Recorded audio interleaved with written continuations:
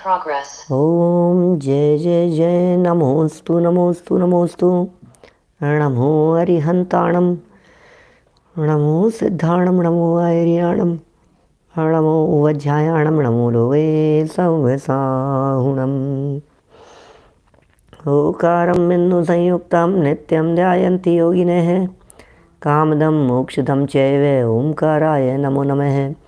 अविरल शब्द घनो विप्रक्षालित सकल भूतल मलकलंका। मुनिभिरुपासित तीर्थां सरस्वती हरतु नो दुरितान्। अज्ञानतिमिरान्धानां ज्ञानाञ्जनशलाकया चक्षुरुन्मिलितं येन तस्मै श्रीगुरुवे नमः।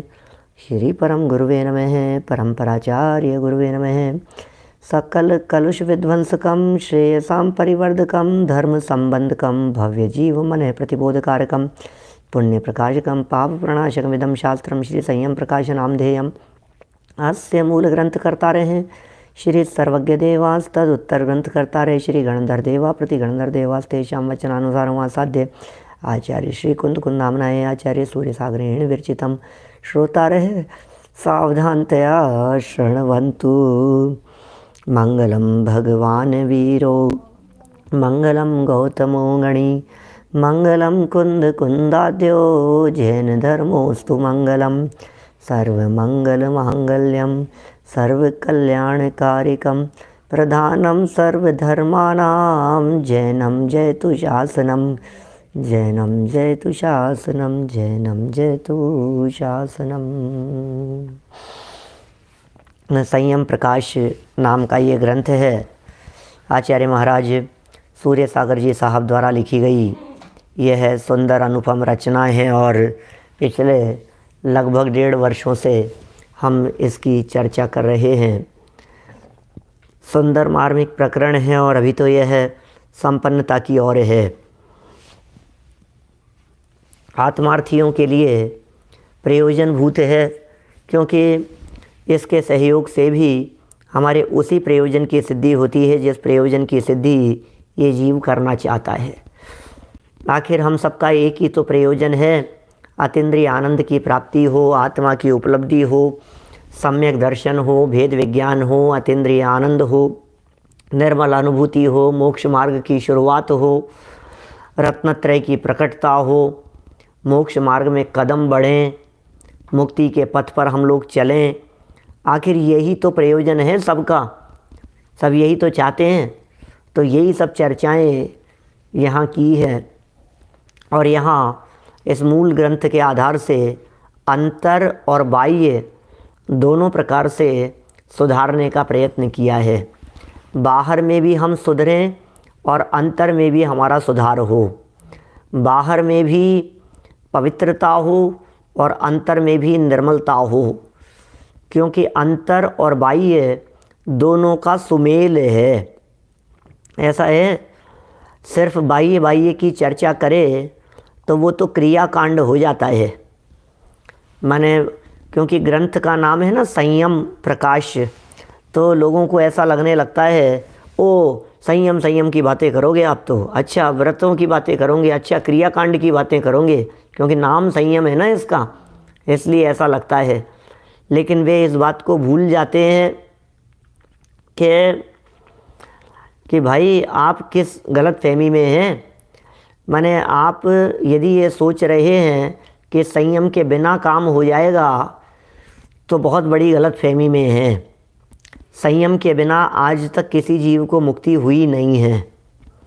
जिस भी जीव को मुक्ति की प्राप्ति हुई है वो संयम के साथ में ही मुक्ति हुई है। कोई व्यक्ति ये सोचने लगे कि अच्छा संयम जरूरी है तो फिर मैं आज ही संयम ले लेता हूँ, तो वो भी बहुत बड़ी गलत फहमी में है। क्योंकि इस संयम की प्राप्ति श्रद्धान के बदले बिना यदि होगी तो वो संयम संयम नहीं होगा, वो क्रियाकांड हो जाएगा। संयम, सच्चा संयम कब होगा? जब पहले श्रद्धान बदलेगा। इसीलिए इस संयम प्रकाश ग्रंथ में भी फर्स्ट चैप्टर सम्यक दर्शन दिया था और ये कहा कि सम्यक दर्शन के बिना व्रत, शील, संयम आदि सब व्यर्थ हो जाते हैं। इसलिए हे भव्य जीवों, तुम सर्वप्रथम सबसे पहले अपनी लाइफ में सम्यक दर्शन प्रकट करने का प्रयत्न करो। सम्यक दर्शन से ही जीवन की सार्थकता है, सम्यक दर्शन से ही जीवन की सफलता है। कि फिर संयम, बोले जिनके जीवन में सम्यक दर्शन होता है उनके जीवन में संयम स्वयमेव आता है। माने सम्यक दर्शन होगा और संयम नहीं आए, ऐसा होता नहीं है। इसलिए सब बातें एक दूसरे के साथ में जुड़ी हुई है। हमारे यहाँ जैन परंपरा में एकांत बिल्कुल नहीं है और हठाग्रह तो बिल्कुल है ही नहीं, व्यक्तिवाद तो बिल्कुल भी नहीं है। हमारा महामंत्र नमोकार वो यही बतलाता है कि जैन शासन में व्यक्तिवाद नहीं है। आप व्यक्ति से प्रभावित नहीं रहें, आप तत्व समझें। लिखने वाला कौन है इससे फ़र्क नहीं पड़ता, क्या लिखा गया है वो ज़्यादा महत्वपूर्ण होता है। माने वचनों की प्रमाणता से पुरुष की प्रमाणता होती है। ये आगम वचन कह रहा हूँ आपसे। वचन जो कहे जा रहे हैं उसकी प्रमाणता से पुरुष की प्रामाणिकता होती है। कमलेश भाई टिम्बड़िया साहब, माने ऐसा है कि आप सोचिए, माने आप हमें प्रामाणिक मान रहे हो तो क्यों, आप हमें सुन रहे हो तो क्यों? क्योंकि नहीं साहब आप पर भरोसा है, आप पर भरोसा है, तो हम पर भरोसा क्यों है, हमारे ऊपर क्यों भरोसा है? क्योंकि हमारे वचन जिनवाणी के अनुसार हैं। तो यदि वचन प्रामाणिक होते हैं तो व्यक्ति प्रामाणिक समझा जाता है, ऐसा नियम है। ये बहुत जगह न्याय शास्त्रों में ये बातें लिखी है। वचन प्रामाणिक हैं, हम व्यक्ति का निर्णय नहीं कर सकते। कुंदकुंदाचार्य देव प्रामाणिक क्यों हैं हमारे लिए? क्योंकि वे कुंद हैं इसलिए? नहीं, उन्होंने जो लिखा है वो प्रामाणिक है, इसलिए कुंद की प्रामाणिकता है। योगेंदु देव की प्रामाणिकता क्यों है? आपके योगसार परमात्मा प्रकाश चलता है, मैं पूछ रहा हूँ आपसे, योगेंदु देव परमात्मा प्रकाश ये जो लिखा इन्होंने योगसार लिखा, बोले क्यों प्रामाणिक है? वे आचार्य क्यों प्रामाणिक हैं? क्योंकि उन्होंने जो लिखा है उसमें अध्यात्म की बातें लिखी है, उसमें भगवान महावीर स्वामी की परंपरा का अनुसरण करके बातें लिखी है। अशोक जी भाई साहब, भगवान महावीर स्वामी की परंपरा का अनुकरण और अनुसरण यदि किया गया है तो जो व्यक्ति भगवान महावीर स्वामी की वाणी के अनुसार कहेगा, हम उसकी बात को सुनेंगे, उसकी बात को पढ़ेंगे, उसकी बात को समझेंगे। कई लोगों को ऐसा हठाग्रह होता है कि हम तो फलाना विद्वान की बात नहीं सुनेंगे। क्यों भैया? क्या वो आगम विरुद्ध बोलते हैं? यदि आगम विरुद्ध बात हो तो गलती से भी नहीं सुनना। कई लोगों को ऐसा हठाग्रह होता है, उनकी बात नहीं सुनना, उनकी बात नहीं सुनना, उन्होंने बताया है, वो महाराज नहीं, ये माता जी नहीं, इनका ये नहीं, वो त्यागी नहीं, ये नहीं। अरे भाई क्या कर रहे हो आप एक कसौटी रखिए। मैं सर्व साधर्मियों से कहना चाहता हूँ, एक कसौटी अपने उपयोग में होनी चाहिए। जो बात कही जा रही है वो बात वीतरागता की पोषक है या नहीं है। मैं यहाँ अमेरिका के सभी साधर्मियों से कहना चाहता हूँ, माने किसी के बहकावे में नहीं आना। कहीं कोई व्यक्ति आपको ये कह देगा कि समय सार अच्छा नहीं है, कुंदाचार्य देव सही नहीं थे, तो क्या आप समय सार पढ़ना बंद कर देंगे? आज समय ऐसा है वर्तमान में इस धरती पर कहकर के कहना चाह रहा हूँ, भारत की भूमि पर, यहाँ नहीं, अमेरिका में नहीं, लेकिन आज भारत की भूमि पर कुंदाचार्य देव के ऊपर भी उंगली उठाने वाले और कुंदाचार्य देव को जैन नहीं है ऐसी भी हिम्मत करने वाले लोग हो गए हैं, जो ऐसी बात कह रहे हैं कि वो तो जैन नहीं थे। अरे नहीं, हम तो उनको, तो ऐसे लोग, तो क्या आप ऐसे लोगों के वचन सुनकर कुंदाचार्य देव को कहना छोड़ देंगे, मानना छोड़ देंगे, उनके ग्रंथों का अध्ययन अभ्यास करना छोड़ देंगे? क्या आप तैयार हैं इस चीज़ के लिए? नहीं होंगे आप इस जगह इतना आगे बढ़ने के लिए। बस वही बात हम कहना चाह रहे हैं, जैसे कुंदाचार्य हमारे लिए प्रामाणिक हैं, उसी तरह से उमा स्वामी आचार्य भी हमारे लिए प्रामाणिक हैं, उसी तरह से योगेंद्र देव भी प्रामाणिक हैं, उसी तरह से नेमी चंद्राचार्य देव भी प्रामाणिक हैं, उसी तरह से सर्व हमारे जो परम पूज्य आचार्य हैं वे सब हमारे लिए प्रामाणिक हैं। वर्तमान में यहाँ चर्चा चल रही है सूर्य सागर जी महाराज द्वारा लिखे गए संयम प्रकाश ग्रंथ की। वे प्रामाणिक थे या नहीं थे, वे भावलिंगी थे या नहीं थे, उनका कैसा था, वो ऐसा था, वो ऐसा था, अभी के हुए हैं तो कैसे हो सकते हैं। अरे कई लोग कई तरह की बातें करेंगे, हमें एक बात बतलाओ, शास्त्र में जो उन्होंने बातें लिखी है वो बातें बराबर है या नहीं है। आप दौलत राम जी को मानते हैं या नहीं मानते हैं? आपने देखा दौलत राम जी को? नहीं। आपने देखी उनकी लाइफ? नहीं। वे क्या करते थे आपको मालूम है कि नहीं? तो आज क्यों मान रहे हैं उनको? उन्होंने जो लिखा है वो प्रामाणिक लिखा है ना। आप टोडरमल जी को क्यों मान रहे हैं? जो लिखा है वो प्रामाणिक लिखा है। आप बनारसी दास जी को क्यों मान रहे हैं? आप बुद्धचंद जी भागचंद जी को क्यों मान रहे हैं? क्योंकि उन्होंने जो लिखा है वो प्रामाणिक लिखा है। नहीं नहीं, क्या बात कर रहे हो? अच्छा वो तो चलो पुराने हो गए, 200-300 साल पुराने। अभी वर्तमान का कोई विद्वान होगा उसकी तो हम नहीं मानेंगे, क्योंकि अभी के हुए हैं ना। अभी के विद्वान को कैसे मानेंगे हम? अभी के विद्वान को कैसे स्वीकार कर सकते हैं? कोई व्यक्ति इस प्रकार की बात कहें तो कोई बात तो नहीं, आप मत मानो। 300 साल बाद में लोग कहेंगे कि नहीं 300 साल पुराने हैं, इनको मानना चाहिए। अरे काल से किसी की प्रामाणिकता नहीं होती है भाई, काल से नहीं होती है। वीतरागता का पोषण है या नहीं है वो महत्वपूर्ण बातें होती है। चलिए, मैं अधिक समय नहीं लेना चाहता, मैं तो थोड़ा बहुत आप लोगों को कहना चाहता हूँ कि कई और कई भी नहीं, एक ही आदमी है जिस व्यक्ति को थोड़ी सी एलर्जी थी संयम प्रकाश से। नाम लेकर के मैं नहीं चाहता हूँ कि कुछ बात हो, लेकिन एक ही व्यक्ति, और उस व्यक्ति ने कोई 100-200-400 लोगों को कही जा करके ये संजीव जी संयम प्रकाश क्यों चला रहे हैं, संजीव जी संयम प्रकाश क्यों चला रहे हैं। उस व्यक्ति को कहो कोई सब मिल करके कि तुम एक बार संयम प्रकाश को शुरू से आखिरी तक पढ़ो कि इसमें क्या लिखा है। संयम की बात से जिसको एलर्जी हो वो चरणानुयोग का विरोधी व्यक्ति हो सकता है, वो आगम विरोधी है वो व्यक्ति जो संयम से जिसको ऐतराज है। जिग्नेश भाई, जिसको संयम नहीं सुहाता है, जिसे संयम नहीं पसंद आ रहा है, वो व्यक्ति कैसा व्यक्ति हो सकता है? भले ही अपने आप को विद्वान कहते हों, अपने आप को ये कहते हों कि हम बहुत बड़े विद्वान हैं, और लोग ये कहते हों अरे नहीं नहीं वो विद्वान काय के विद्वान हैं वो व्यक्ति। जो जिस व्यक्ति के हृदय में उपगूहन नहीं, जिस व्यक्ति के हृदय में क्या संयम की भावना नहीं, वो व्यक्ति सब गड़बड़ हैं सब।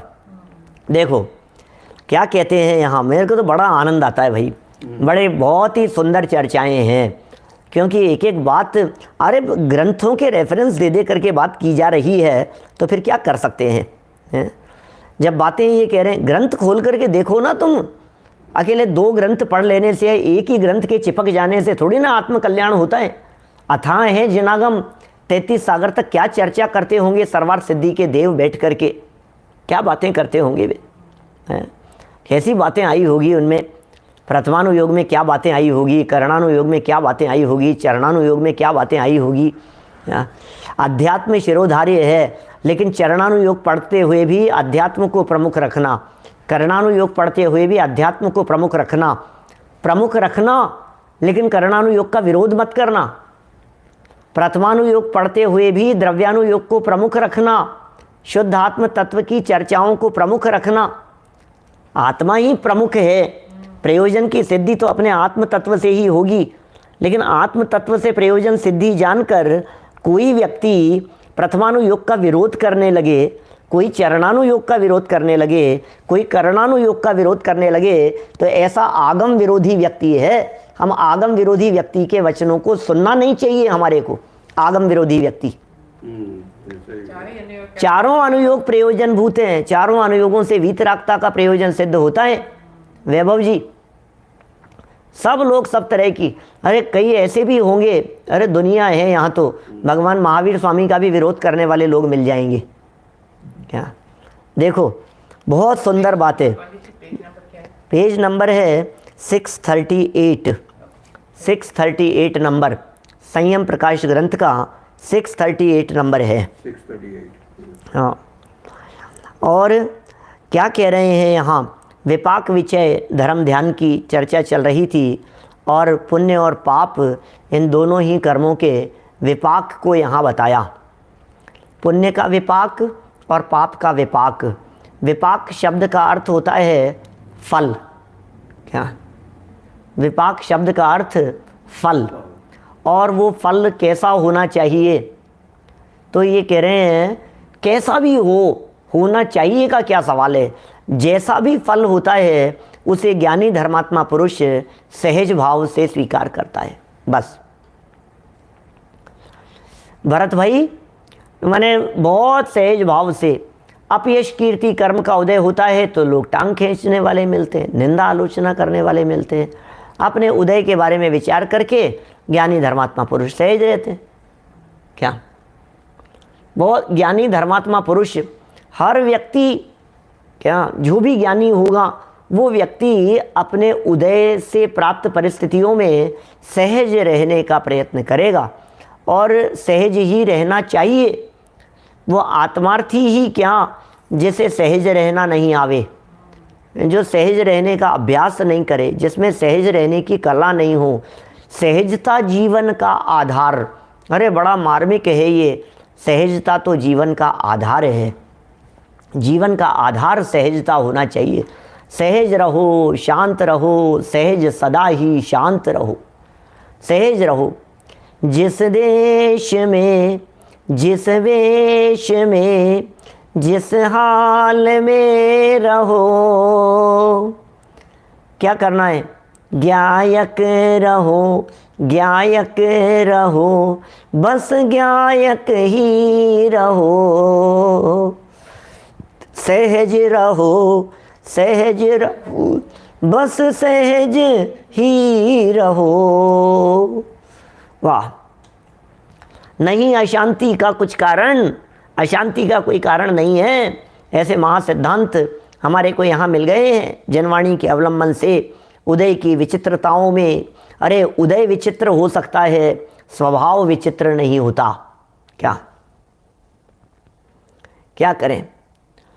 उदय विचित्र हो सकता है, उदय की विचित्रताएं दिखती हैं, उदय के नाटक दिखते हैं, लेकिन उदय के नाटकों में नाटक खेलने वाला कभी नहीं बदलता। इस रंगमंच पर, स्क्रीन पर, स्टेज पर, लाइव स्टेज शो पर कितने लोग, किसी भी एक्टर की बात कर लीजिए, मैं तो अमिताभ बच्चन की बात करता हूँ, कभी कुली बन कर के आएगा, कभी डाकू बन कर के आएगा, कभी हीरो बन कर के आएगा, कभी किसी रोल में और कभी किसी रोल में। वो किसी भी रोल में सामने आवे, लेकिन उसके बावजूद भी अमिताभ बच्चन तो अमिताभ बच्चन ही है ना, वो तो वही है। आप किसी भी रोल में देखो, आप क्या कहते हो? आप उसे अमिताभ बच्चन ही कहते हैं ना। नरेंद्र बाकलीवाल जी साहब, माने जब आपकी दृष्टि अमिताभ बच्चन पर होती है तो आप उसकी एक्टिंग देखते हैं सिर्फ। आप उसे चोर, डाकू, लुटेरा, बदमाश, मेहनत करने वाला, पुलिस वाला, डाकू या कुली या ऐसे ऐसे अलग अलग रूपों में नहीं देखते हैं। बस वही बात यहाँ कहना चाह रहे हैं कि भाई ये जो है दशा हमारी वर्तमान में उदय के अनुसार, आज मनुष्य हो गए, कल तिर्यंच हो गए, फिर देव हो गए, फिर नारकी हो गए, फिर कभी हाथी हो गए, कभी कुत्ता बिल्ली हो गए, फिर कभी बूढ़े हो गए, जवान थे, बालक थे, हैं, बाल सफ़ेद हो गए, कमर झुक गई, चेहरे पर झुर्रियाँ पड़ गई। बोले ये सारा जो खेल है ये सब उदय का खेल है। और इस सब उदय के बीच में जिस पर उदय नहीं आता, इस उदय के काल में भी अंदर रहने वाला चैतन्य आत्म तत्व वो सदा काल एक रूप रहता है। तो विपाक के काल में भी, विपाक विचय है ना ये धर्म ध्यान, इस विपाक के काल में भी जो विपाक से परे देखने वाला चैतन्य तत्व है, विपाक के काल में विपाक से ऊपर उठ करके देखने वाला जो चैतन्य तत्व है, उस चैतन्य तत्व का अवलंबन लिया जाना चाहिए। उसका स्मरण बराबर होते रहना चाहिए। बोले आने दो, कर्म का उदय आता है तो, विपाक आता है तो होने दो, परिस्थितियां बदलती है तो बदलने दो, लेकिन मनस्थिति को अपने स्वभाव के साथ में जोड़ करके रखो। हमने यहाँ पुण्य के उदय की परिस्थितियों को भी देखा था, पाप के उदय की परिस्थितियों को भी देखा था। प्रकरण को थोड़ा सा और आगे बढ़ाते हैं। देखिए और आगे गजब की बात कहते हैं, पेज नंबर 638 पर नीचे की पंक्तियां देखिए। कर्मों की, उसको फ्रीज होते हैं, कर्मों की मूल प्रकृति ज्ञानावरणादिक 8 हैं। क्या? कर्मों की जो मूल प्रकृति है वो 8 हैं ज्ञानावरणादि। सरलता से बातें समझा रहे हैं, हम सब जानते हैं। ज्ञानावरण, दर्शनावरण, मोहनी, अंतराय, वेदनी, आयु, नाम, गोत्र, ये मूल प्रकृतियाँ 8 हैं। वे जीवों के बंधन की कारण हैं, वो बंधन में कारण बन रही हैं। 8 मूल कर्म प्रकृतियाँ बंधी हुई हैं, ऐसा भी कह सकते हैं। इस जीव के साथ में, माने हमारे साथ में 8 कर्मों का बंधन है। ये तो आगम है, किसी भी आगम में देखेंगे आपको ये बातें बराबर मिलेगी कि 8 कर्म हमारे साथ में बंधे हुए हैं, बराबर। तो सावधान रहिए 8 कर्मों से, हैं। माने वैराग्य का माहौल, अंदर में विरक्ति, अंदर में परिणामों में निर्मलता, ये बराबर बनी रहनी चाहिए। ये जनवाणी कह रही है। मुझे तो वो भरत जी का प्रसंग याद आता है। वे भरत चक्रवर्ती, जिनको जगत में ये कहा जाता था भरत जी घर में ही वैरागी, भरत जी घर में ही वैरागी, भरत जी घर में ही वैरागी। क्या? भरत जी घर में ही वैरागी। क्यों भैया, क्यों क्यों थे वैरागी? 6 खंड के राजपाट में घूम रहे हैं, मौज कर रहे हैं, दुनिया भर में घूम रहे हैं। 60,000 वर्ष के लिए निकल गए दिग्विजय के लिए, और दिग्विजय के लिए निकले हैं, युद्ध क्षेत्र में निकले हैं, और शादियां किए जा रहे हैं, मौज मस्ती किए जा रहे हैं, घूम रहे फिर रहे हैं, और आप कह रहे हो भरत जी घर में ही वैरागी। ये कैसा वैराग्य है? 96,000 शादियां कर ली, 96,000 रूप बना करके 96,000 महलों में रह रहे हैं, ऐसा भोजन करते हैं, उस भोजन की चर्चाएं करो तो हमें ऐसे लगे क्या भोजन है इनका, ऐसा भी भोजन। आपको मालूम है बाबूजी, भरत जी के लिए जो भोजन बनता था, वो भरत जी के लिए बनने वाला भोजन, उसको बनाने के लिए रसोई जो होते थे ना, क्या वो रसोइयों के 365 दिन के, साल के, पूरे 1 साल के 365 रसोई नहीं होते थे। 365 रसोई बनाने वालों की 365 टीम होती थी। और उस टीम का काम क्या होता था? उस टीम का काम ये होता था कि उनके दिन नक्की थे कि आपको कौन से दिन भोजन बनाना है। 1 ईयर भोजन बनाना है आपको, साल में 1 दिन भोजन बनाएंगे आप। तो ये तो बड़ा अच्छी नौकरी है, इससे अच्छी सर्विस क्या होगी? क्या कि हमें 1 दिन ऐसी नौकरी अपने को मिल जाए तो 1 दिन जाकर के भोजन बनाया हो, बाकी 364 दिन आराम करो। बोले नहीं, आप गलत फहमी में हैं। 365वें दिन भोजन बनाने के लिए 364 दिन की तैयारी होती थी, तो 365वें दिन भोजन बनता था। अब आप कल्पना कीजिए वो भोजन कैसा होता होगा। हर्षवर्धन जी साहब बोलो, माने वो क्या तैयारियां, 364 दिन तैयारी, मतलब सबका सब बराबर 364 दिन तैयारी, सबका 365वें दिन नंबर आएगा। मैंने आज समझ लीजिए आप, ये जो कोई भी दिन ले लीजिए किसी भी महीने का, जून चल रहा है, आज 15 जून है, मान लीजिए 25 जून है, जो कुछ भी आप तारीख देना चाहो, 25 जून है, तो अब 25 जून को जिसने भोजन बनाया है वो अगले साल 25 जून को बनाएगा, तब तक तैयारी करेगा। 26 जून को जो भोजन बनाने वाला है उसने पिछले साल 26 जून को बनाया था, साल भर से तैयारी चल रही थी। 27 जून को जो बना रहा है उसने पिछले साल 27 जून को बनाया था, साल भर से तैयारी चल रही थी, और 27 जून को दोबारा बना रहा है। क्या तैयारियां चलती होगी? क्या हम कल्पना, हमारे तो दिमाग में नहीं आती है बात, ऐसा कैसे हो सकता है? क्या? मैंने भट्टेश्वर व्यावर नाम की किताब हाँ। पढ़ी, तो उसमें लिखा कि जो उनका भोजन होता था आम आदमी तो उसको पचा नहीं। हाँ, वही सब ऐसा ऐसा होता है, कल्पना से परे हैं ज्ञानचंद जी बाबूजी साहब कोटा वाले हमारे।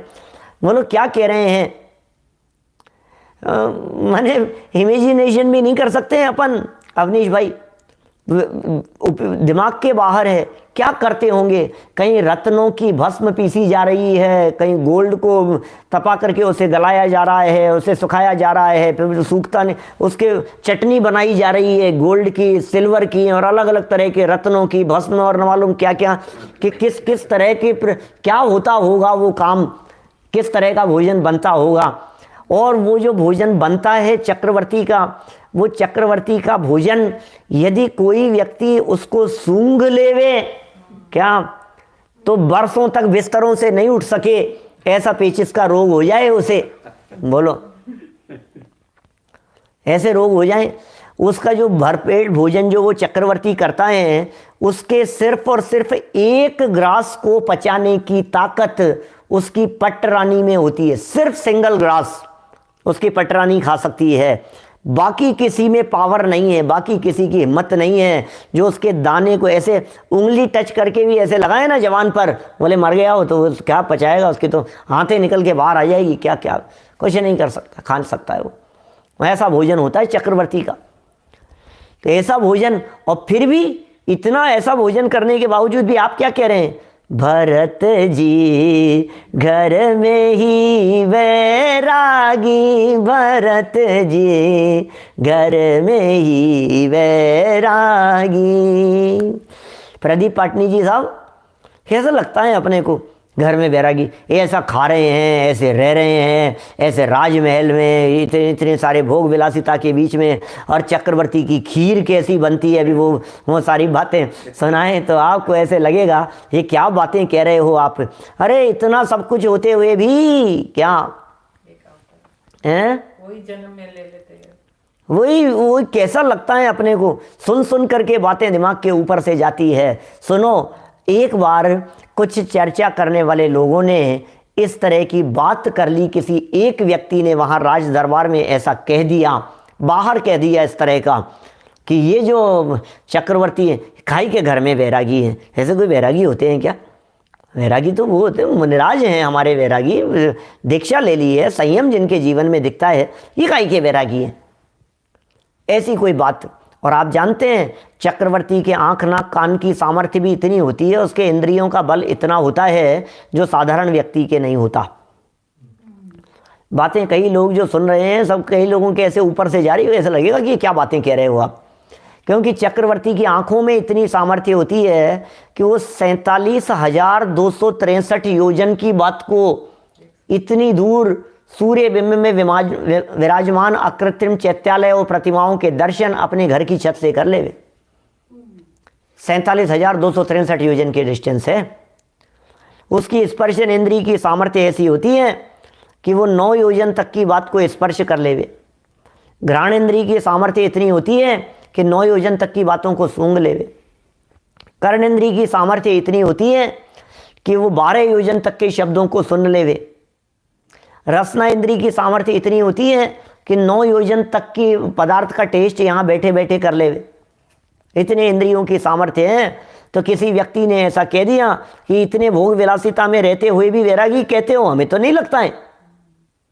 ये बात चक्रवर्ती महाराज ने सुन ली, और सुन ली तो उन्होंने बुला लिया। क्या बोलो, तो अब क्या करें? मैंने ये देखो, तो सामने से लिख रहे हैं कि वो इतना दूरी कि वो हम यहाँ से इंदौर में बैठे बैठे, आगरा में बैठे बैठे आपको सीधे अमेरिका में देख लेवे। क्या चक्रवर्ती तो देख सकता है, इतनी उनकी चक्षु इंद्री की सामर्थ्य है। 12 योजन तक की बातों को देख लेवे, नहीं 47,263 योजन को देख लेवे। सुनने का तो 12 योजन की सुन सकता है। मैंने ऐसी कर्णेंद्री की ताकत बतलाते हैं चक्रवर्ती की कि उसके 18 करोड़ घोड़ों में से 84 लाख हाथियों में जो अस्तबल में बंधे हुए हैं, उनमें से यदि रात्रि में कोई घोड़ा रो रहा हो किसी दर्द की वजह से, पैर में कांटा चुभ जाने की वजह से, किसी तकलीफ की वजह से, सुबह चक्रवर्ती उसको बुलाकर ये कह सकते हैं, बता सकते हैं कि ये जो 18 करोड़ घोड़े थे, इनमें से 12 करोड़ 95 लाख इतने हजार और इतने सौ इतने नंबर वाला जो तुम्हारा घोड़ा है, वो बेचारा रात भर सोया नहीं, रो रहा था, उसकी आवाज़ बराबर ख्याल में। अब मैं क्या बतलाऊं उस चक्रवर्ती के बारे में। तो जिस व्यक्ति ने ऐसी बात करी उसको चक्रवर्ती सम्राट ने बुलाया। सभी चक्रवर्ती 12 के 12 चक्रवर्तियों की यही स्थिति है दीपेश जी। कुछ चक्रवर्ती तो नरक में भी जाते। हाँ, चले गए ना, 2 नरक में चले गए, लेकिन वो सब भोग विलासिता में मरे थे, इसलिए चले गए नरक में। चलिए, बात तो मुझे ये कहनी है यहाँ आप लोगों के बीच में कि वो एक उस व्यक्ति को बुला लिया और फिर बुला करके, भरतेश वैभव में लिखा है ऐसा, पुराणों में लिखा है ऐसा, घटना का उल्लेख किया इस तरह का कि उसे बुला करके कहा कि सुनो भाई, हाथ में एक तेल का कटोरा ले लो। क्या? और वो तेल का कटोरा ऐसा भर दिया कि जिसके बाद में योगेश मामा उस तेल के कटोरे के बाहर बिल्कुल ऐसा खचाखच भरा हुआ कि हल्का सा हाथ हिले तो वो तेल डुलने लग जाए, हाथ हिले नहीं। और कहा कि ये तेल का कटोरा लो और तुम हमारे पूरे राजमहल देख करके आओ, सब महलों में इनको घुमा लाओ भाई। सिपाहियों से कहा कि इन्हें घुमा लाओ, लेकिन ध्यान रहे एक बूंद भी यदि इनकी कटोरे से बाहर निकली, ज़मीन पे गिरी, तो 4 आदमी नंगी तलवार लेकर के साथ में चलेंगे, चारों तरफ से देखते हुए। जैसे ही इसकी तेल के कटोरों से बूंद बाहर गिरे, इसकी गर्दन धड़ से अलग कर देना। अरे महाराज क्यों सजा दे रहे हो? कि नहीं तुम देख आओ, तुम ध्यान रखना, इसका ध्यान रखना और तुम देख आओ सब। क्या? हाथ में कटोरा लेकर के सब महलों में घूम फिर करके आ गया और पूछा भरत जी ने, भैया देखा है सब, कैसा लगा, कैसे लगे हमारे महल? देखा कि नहीं? कि महाराज मैं महल क्या देखता, मुझे तो तेल का कटोरा दिख रहा था। मुझे तेल का कटोरा भी क्या दिख रहा था, मुझे तो ये 4 सिपाही अगल बगल में खड़े हुए नंगी तलवार लेकर के खड़े हुए दिखाई दे रहे थे। क्या आप सोचिए। तो भरत जी ने कहा कि तुम्हारे कुछ समझ में आई क्या? तुम्हारे पीछे तो 4 खड़े हैं, 4 खड़े थे इसलिए तुम कुछ नहीं देख पाए। अरे हमारे पीछे 4 नहीं 8 लगे हुए हैं, ज्ञानावरण, दर्शनावरण, मोहनी, अंतराय, वेदनी, आयु, नाम, गोत्र, 8 कर्म। हम क्या महलों को भोगेंगे? रहते हैं महलों में, लेकिन इन महलों में रहते हुए भी महलों से अत्यंत अलिप्त रहते हैं। उस व्यक्ति के समझ में आ गई ये 8 कर्म निरंतर पीछे पड़े हुए हैं जगत के जीवों के। इसलिए प्रत्येक व्यक्ति को ये प्रयत्न करना चाहिए, ये विचार विकल्प करना चाहिए प्रत्येक व्यक्ति को कि भैया ये कर्म लगे हैं पीछे, भी अलर्ट, सावधान रहो।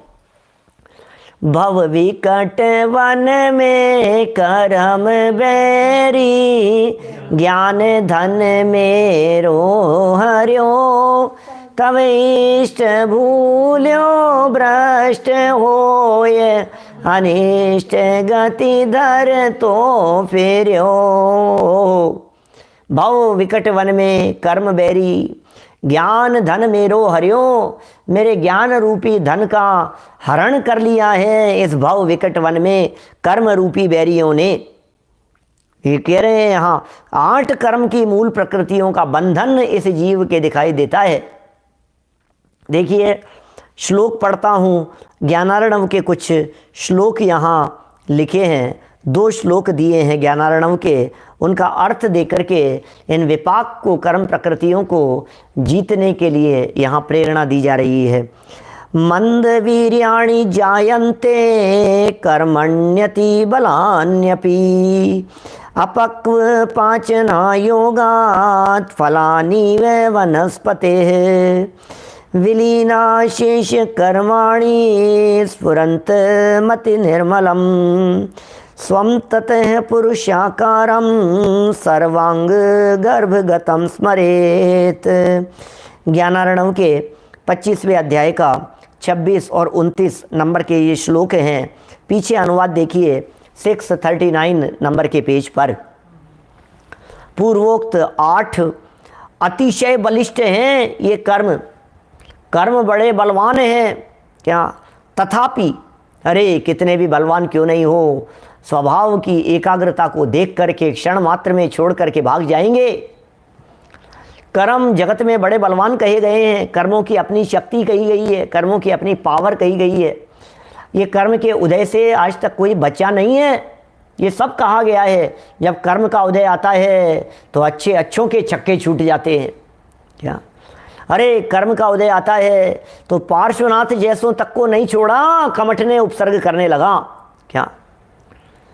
ये क्या कह रहे हैं, लेकिन फिर भी स्वभाव की सामर्थ्य, स्वभाव के अवलंबन की सामर्थ्य वो कुछ उससे भी अपूर्व है कि साहब अभी तो आप कर्म को बलिष्ठ कह करके कर्म के गीत गा रहे हो कि जब तक कर्म को बलिष्ठ नहीं बतलाएंगे तब तक उसे जीत लेने वाले स्वभाव की महिमा कैसे आएगी।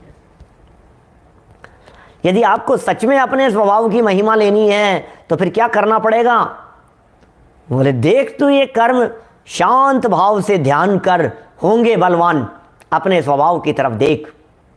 जिस समय हो द्रव्य दृष्टि कर्म थर थर कांपते हैं, जिस समय हो द्रव्य दृष्टि कर्म थर थर कांपते हैं, स्वभाव की एकाग्रता लख छोड़ खुद ही भागते हैं क्या। ये कर्म छोड़ छोड़ करके भाग जाते हैं, ये कर्म छोड़ करके भाग जाते हैं। स्वभाव की एकाग्रता की ये पावर है भाई साहब। आपको लगता है पार्श्वनाथ को नहीं छोड़ा, आदिनाथ को नहीं छोड़ा, इतने लंबे समय तक भोजन नहीं मिला, अरे ऐसी ऐसी परिस्थितियां उनके साथ में भी। अरे देखो सुकुमार मुनिराज को देखो और सुकौशल मुनिराज को देखो, अरे देखो पांडव मुनिराजों के साथ में क्या हुआ, देखो उनके साथ में क्या हुआ, देखो देखो देखो उनके साथ में कैसे उनकी परिस्थिति। अरे भाई सुन तो सही, अभी तो चल रहा है कर्मों के बीच में, कर्म और आत्मा, कर्म और चैतन्य, कर्म और जीव तत्व, इन दोनों के बीच में परस्पर में युद्ध चल रहा है। महेंद्र जी साहब सिवनी वाले बोलो, ये युद्ध चल रहा है कर्म प्रकृतियों से जीव का, और थोड़े से कर्म कभी हावी होते हुए से दिखाई दे रहे हैं, कर्म हावी होते हुए दिखाई दे रहे हैं और जीव थोड़ा सा कमजोर पड़ता हुआ दिखाई दे रहा है क्या। तो ऐसा लगता है देखो देखो कर्म कितना पावर, कर्म ने विचलित कर दिया, कर्म ने विचलित कर दिया। अरे भाई सुन तो सही, युद्ध चल रहा है अभी। देखो देखो पार्श्वनाथ स्वामी को नहीं छोड़ा, अच्छा कर्म कितने बलवान हैं। अरे भाई तुम अभी तो मैच चल रहा है, ये क्रिकेट का मैच है, बीच में फैसला नहीं सुनाया जाता। चलते मैच के बीच में भी क्या होगा लास्ट मोमेंट पर है, ऊंट किस करवट बैठेगा पता नहीं क्या। लास्ट मोमेंट पर क्या, लास्ट बॉल तक हिम्मत नहीं हारते हुए प्लेयर्स क्या, पता नहीं क्या होगा क्या। और वो 9 बॉल होगी और उस पर 6 मार देंगे और फिर दूसरी एक और बॉल मिल जाएगी आपको, वाइट बॉल का रन मिल जाएगा और उसका मिल जाएगा। कुछ भी हो सकता है लास्ट मोमेंट पर, कितना हो सकता है। तो आप सोचिए जरा, यहाँ कह रहे हैं आचार्य देव, ये कहना चाह रहे हैं कि भैया अभी तो क्या हो रहा है क्या, वेट एंड वॉच। और फिर क्या हुआ, देखने वालों ने दीपेश जी 2-5 मिनट भी नहीं देखा होगा कर्म को हावी, और फिर उसके बाद में हुआ क्या कि वो पार्श्वनाथ स्वामी ने तो केवल ज्ञान प्राप्त कर लिया। अब वे कर्म कहाँ रहे कि कर्मों को ढूंढते रह जाओ क्या, वापस कहाँ है कर्म, कहाँ है कर्म, थर थर कहाँ कर्म छोड़ छोड़ करके भाग रहे हैं। ये क्या हुआ, अभी तो उदय आ रहा था, अभी तो बलवान दिखाई दे रहे थे क्या, अभी तो वे कर्म बहुत ज़्यादा पावरफुल दिखाई दे रहे थे, अब क्या हुआ है? ऐसे ऐसे कैसे पावरफुल दिखाई दे रहे थे, सब भाग जाएंगे। ये द्रव्य दृष्टि का बल है, ये स्वभाव के अवलंबन का बल है। ये कह रहे हैं ध्यान की पावर आपको पता नहीं है, ध्यान से कर्म निर्जरित हो जाते हैं, ध्यान से कर्म नष्ट हो जाते हैं, ध्यान से कर्म जल जाते हैं। ध्यान वो पावरफुल चीज है जिससे कर्म सदा सदा के लिए नष्ट हो जाते। तथापि शांत भाव, इसका नाम है ध्यान। शांत भाव के आगे ब्रैकेट में एक शब्द दिया है, जैसे ध्यान कह करके पुकारा गया है, इसका मतलब ध्यान में शांति होती है, अशांति में ध्यान नहीं होता। आप ध्यान कर रहे हैं और चित्त अशांत है, चित्त में अशांति है, इसका मतलब ध्यान नहीं है। अरे ध्यान अग्नि है, कर्म दहन, अष्ट कर्म दहनाय ध्यानम धूपम, वो ध्यान है, अष्टकर्म को दहन कर देने के लिए उपयोग जब एकाग्र होता है, उपयोग जब कंसंट्रेट होता है किसी विषय के ऊपर, तो ध्यान एक ऐसी वस्तु है जिससे सब कर्म नष्ट हो जाते हैं। बिना पके ही फल देने का काल आए पहले ही ऐसा हो जाता है। और एक एग्जाम्पल देकर के यहाँ बात कही गई है, बड़ा सुंदर एग्जाम्पल बतलाया गया है, बहुत ही गजब का एग्जाम्पल दिया दिनेश सिंघई जी साहब। ऐसी बात कह रहे हैं, सिंघई जी देखना जरा क्या लिख रहे हैं। ये कह रहे हैं जिस प्रकार वनस्पति के माने वृक्ष के, किसी पेड़ के बिना पके फल पकने के बाद तो गिर जाते हैं। कोई कर्म पका, फल पका और पक करके अपने आप गिर जाते हैं। ऐसे कई एग्जाम्पल दिए हैं शास्त्रकारों ने कि पेड़ के ऊपर फल लगे हुए थे शिवकांत जी साहब, और फिर क्या हुआ कि वो जड़ गया, मतलब पक गया तो गिर गया टूट करके अपने आप। लेकिन ये कह रहे हैं पवन के निमित्त से, जब हवा तेज चल रही हो उस समय में पवन के निमित्त से अथवा पाल के निमित्त से जिस प्रकार पका लिए जाते हैं। अब कच्चे थे वो, पेड़ पर लगे हुए थे, पक जाते हैं तो अपने आप गिर जाते हैं, लेकिन अभी तो पके नहीं हैं। लेकिन यदि हवा तेज चले तो वे बिना पके भी गिर जाते हैं। क्या हवा का यदि योग बने तो। दूसरा एग्जाम्पल दे दिया साथ में कि वे कच्चे फल हों और वे कच्चे फलों को यदि पाल में रख दिया जाए। यू नो व्हाट इज पाल विप्रेश जी? विप्रेश पाल होता है ये जो घास वगैरह होता है जिसमें जैसे पकाने के लिए, आम को पकाने के लिए, माने कुछ ऐसी चीज़ें हैं। भाई दीपक गंगवाल जी है ना, क्या कि जैसे आम लेकर के आए, कच्चे हैं तो आम की पेटी है, तो उस पेटी में चारों तरफ घास वगैरह ऐसी होती है, वो कहते हैं अब वो पक जाएगी, उससे जल्दी पक जाते हैं। यदि वो आम वहाँ रहते पेड़ पर तो हो सकता है 15 दिन लगते अभी उनको पकने में, लेकिन उन्हें तोड़ करके यदि उसे रख कर पेटी में रख कर के कुछ किसी चीज़ में कृत्रिम गर्मी, आर्टिफिशियल गर्मी उनको दी जाती है, जिससे वो फटाफट जल्दी पक जाते हैं। ये सब देखा जाता है, सब लोग इस तरह से करते हैं, सब किसान लोग करते हैं ये सब लोग, इनको फटाफट क्योंकि जल्दी चाहिए होता है ना, तो प्रोसेसर द्वारा हो जाता है। कई ऐसी सॉल्यूशन, उसकी पाउडर कुछ इस तरह का होता है, उसकी पुड़िया उसमें रख देते हैं, उससे भी वो जल्दी पक जाता है। हीटिंग होती है उनमें कुछ अलग तरह की। तो उस एग्जाम्पल को यहाँ ये घटित करना चाह रहे हैं, जिस तरह से जल्दी पका लिया जाता है, जिस तरह से हवा के निमित्त से वो गिर जाते हैं, उसी प्रकार इन कर्मों की स्थिति पूरी होने से प्रथम ही, उससे पहले ही इनको तपश्चरणादिकों से मंद वीर्य एवं असमय पर पके हुए फल के समान पका लिया जाता है। क्या न्यूज़पेपर में रख करके पका देते हैं, है ना, ऐसा हो जाता है ना। माने कई तरह की ऐसी चीज़ें होती है जिनमें इस तरह का हो जाता है। ध्यान भी वही चीज़ है। ध्यान इज़ जस्ट लाइक वो न्यूज़पेपर जिसमें लपेट दिया गया, ध्यान इज़ जस्ट लाइक वो पाल, ध्यान वो सॉल्यूशन की तरह है, वो पाउडर की तरह है। ये ध्यान, अरे लंबे लंबे समय के जितने बंधे हुए कर्म थे वे सब खत्म हो जाएंगे, क्या सब जल कर के भस्म हो जाएंगे। ये पावर है इनकी, कर्मों की पावर है, कर्मों की पावर नहीं, ये ध्यान की पावर है, ये कहना चाह रहे हैं। उपयोग की एकाग्रता पूर्वक, जब उपयोग एकाग्र होता है तो उस उपयोग की एकाग्रता पूर्वक बड़ा अद्भुत कार्य होता है। जब उपयोग की एकाग्रता होती है तो उस उपयोग की एकाग्रता में वे सब कर्म खत्म, जल करके नष्ट। ये क्या हो गया, ये कैसे जल गए ये? अरे स्वभाव की एक कंसंट, जैसे सूर्य की किरणें विकेंद्रित होती है तो कुछ नहीं जलाती है, और जब उन्हें कंसंट्रेट कर दिया जाता है तो रुई के ढेर में आग लग जाती है। क्या जंगल जल जाते हैं भाई साहब, घास में आग लगाई जा सकती है, सब कुछ इस तरह से होता है।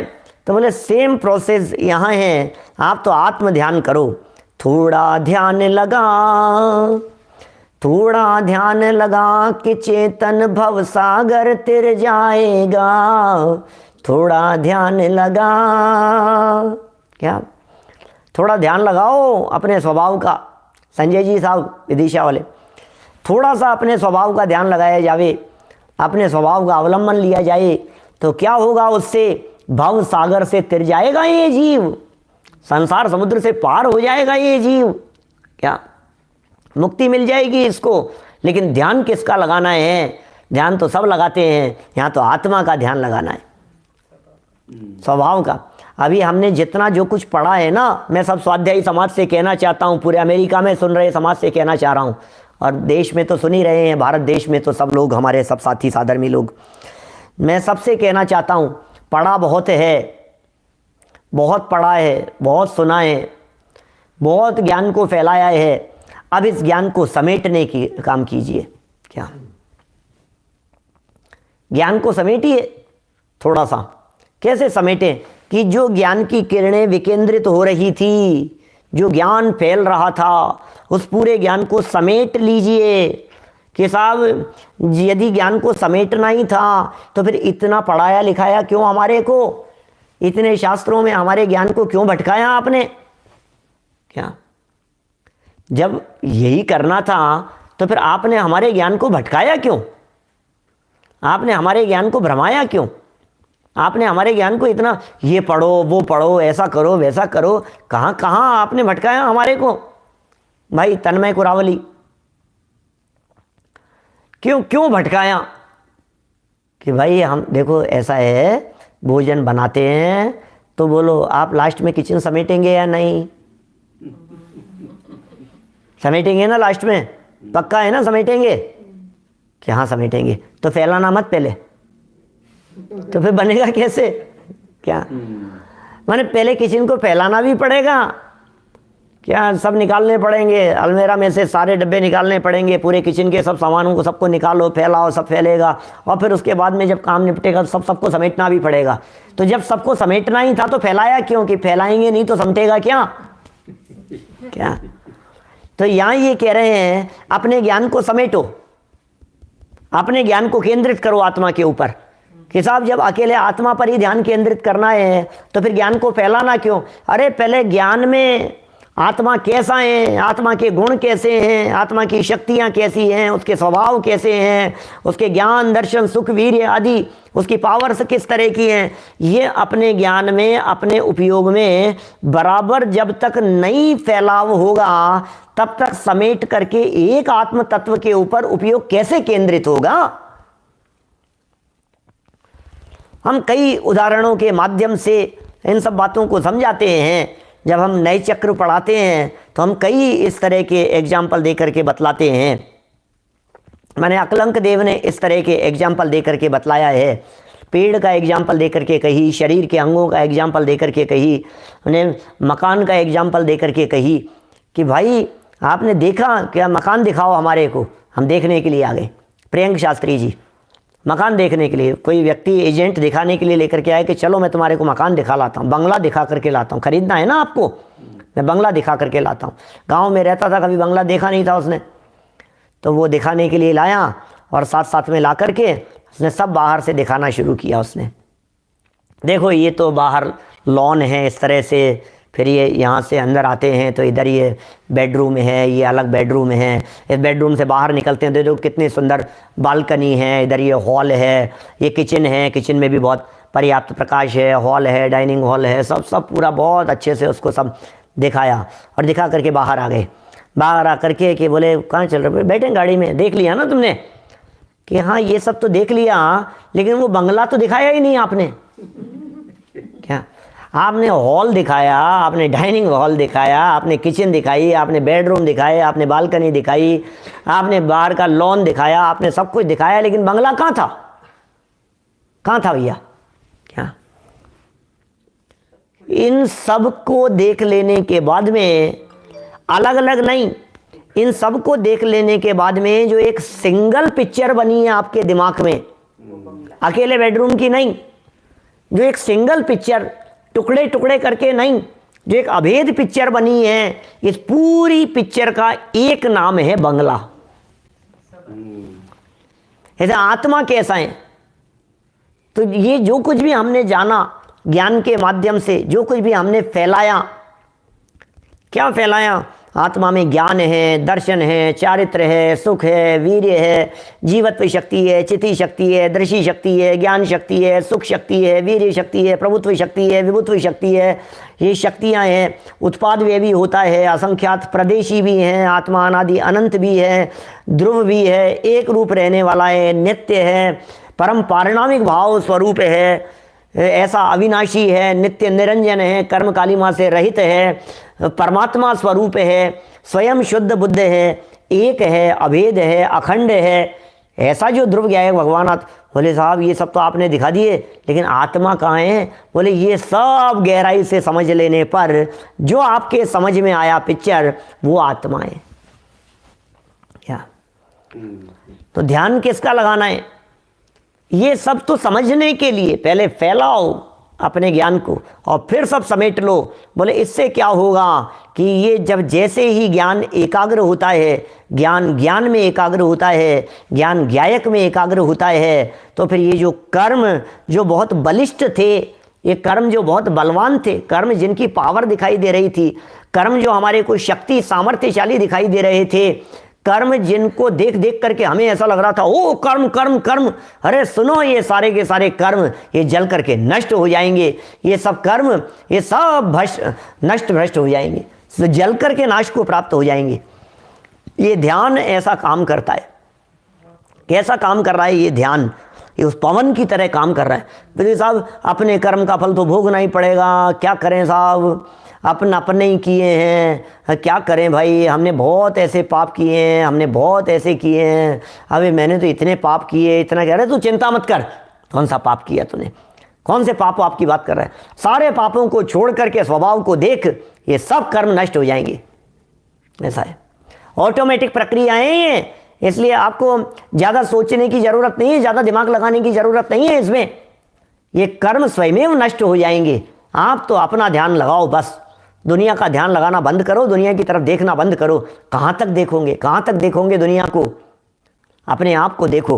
तो ये अपने आप को देखने के लिए कितना सुंदर ये एक पैराग्राफ दे दिया है। मुझे तो इस पैराग्राफ को पढ़कर सुन करके ही बड़ी आनंद अनुभूति हो रही है। शांत भाव से करो ध्यान। क्या? ध्यान करो। कैसे करो? शांत भाव से। ये एक ऐसी गजब की वस्तु है, एक ऐसी चीज़ है। ये ध्यान एक ऐसी प्रोसेस है, ध्यान एक ऐसी टेक्नोलॉजी है, ध्यान एक ऐसी गजब की पावरफुल चीज़ है ये ध्यान, कि इस ध्यान से क्या होता है, जैसे वनस्पति से फल गिर जाते हैं, बिना पके फल गिर जाते हैं, उसके निमित्त से फल गिर जाते हैं, ठीक उसी प्रकार तपश्चरणादिक के माध्यम से मंद वीर्यवान भी असमय में पके हुए फलों के समान पका दिए जाते हैं, मंद वीर्य रूप हो जाते हैं, मंद शक्ति रूप हो जाते हैं, कर्म की स्थिति कमज़ोर पड़ जाती है, कर्म शिथिल पड़ जाते हैं। ये कुछ अद्भुत चमत्कार इनके माध्यम से होते हैं। थोड़ा सा प्रकरण और बचा है इसके संबंध में, एक दिन और मन है, कल और चर्चा कर लेंगे विपाक विचय धर्म ध्यान के संबंध में। थोड़ा सा मानस ऐसा बना है, अभी मन भरा नहीं है विपाक विचय से। हम कल विपाक विचय धर्म ध्यान की चर्चा को आगे बढ़ाएंगे। अभी की बात को हम विराम देते हुए एक बात कह रहे हैं आपसे कि ठीक 5 मिनट बाद में हम आपसे दोबारा मिलने वाले हैं अपूर्व अवसर की चर्चा करने के लिए। लिंक आपको दोबारा ज्वाइन करनी पड़ेगी। आप वापस यदि ज्वाइन करेंगे तो अपूर्व अवसर का अपूर्व लाभ आप प्राप्त कर सकेंगे। कल भी हमने चर्चा की थी। अभी की बात को यहीं विराम कर देते हुए दोबारा चर्चा करता हूँ दूसरे विषय के बारे में। चलिए।